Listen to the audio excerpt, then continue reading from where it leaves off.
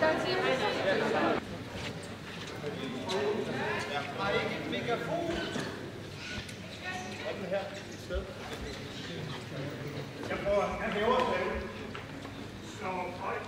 Jeg prøver først. For det første, tusind tak for, at I... Det, jeg havde en aftale om, at jeg skulle... Jeg bestemmer jo ikke om forskningen.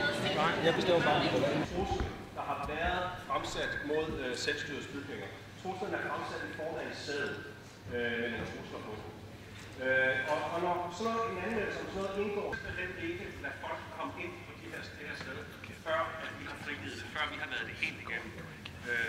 Og det tror jeg også, at I har en vis forståelse for.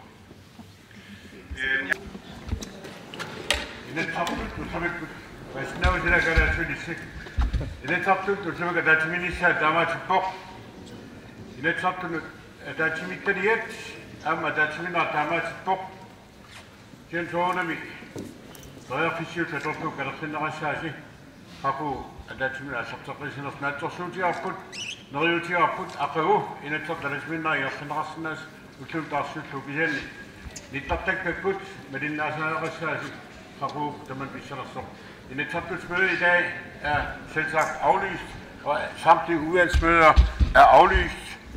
Og vi håber naturligvis på, at vi kan genoptage forhandlingerne i Inatsisartut i morgen. Og de udvalg, der har været planlagt til at afholde møde i eftermiddag og resten af dagen, de kan selvsagt heller ikke gå til møde.